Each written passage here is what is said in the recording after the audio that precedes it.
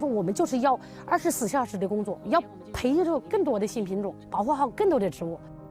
我家里所有人都说我是疯子，就是同事也说我是疯子。也可能是哪一天我真的是走不了了，可能我就不会去走。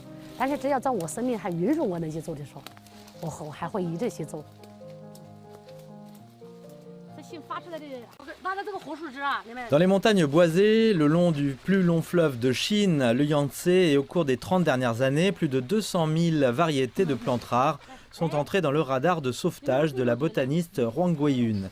Le travail de terrain de ce membre du PCC âgé de 49 ans couvre une superficie de 55 000 mètres carrés autour du plus grand réservoir du pays, le barrage des Trois Gorges, dans la ville de Yichang, et des crêtes de 660 km en amont.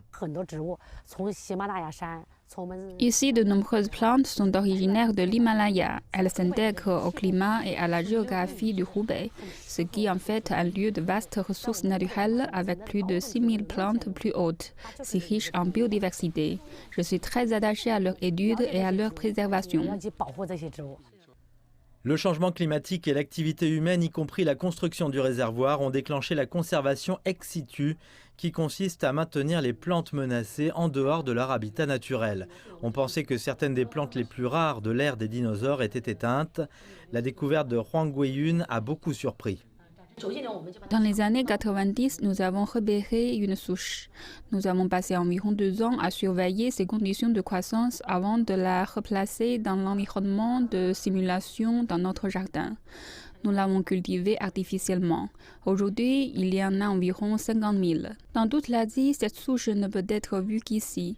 Nous l'avons également trouvée dans la zone du réservoir. Les experts affirmaient qu'elle était également éteinte.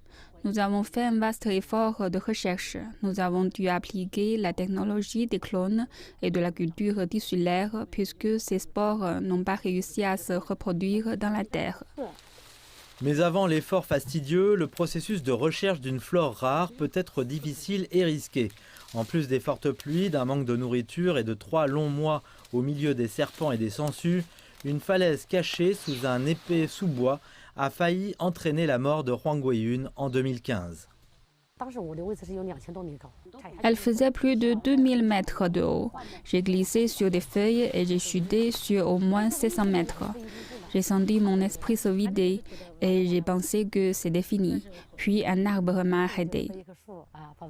Après avoir perdu connaissance pendant 3 heures, la botaniste s'est réveillée à l'hôpital. Les médecins l'ont averti qu'elle pourrait passer le reste de sa vie dans un fauteuil roulant, mais elle n'était pas d'accord. Je ne pensais pas que c'était possible. J'étais certaine de me tenir debout sur mes pieds et de continuer mon travail sur le terrain. J'ai essayé de marcher 3 jours après l'opération. Mes jambes étaient tellement enflées. J'ai essayé avec une canne et la pointe des pieds en arrière d'aller dans le couloir. Je suis retournée au travail 2 semaines plus tard et j'étais de retour dans les montagnes après 3 mois. Toute ma famille m'a dit que j'étais folle, mes collègues aussi. Huang évoque avec humour le jour où elle a été refoulée des restaurants. C'était après avoir marché dans la boue pendant plusieurs jours de travail sur le terrain.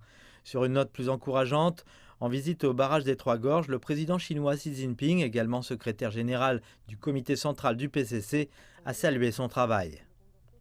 Le secrétaire général a déclaré que notre travail profitait considérablement aux générations futures.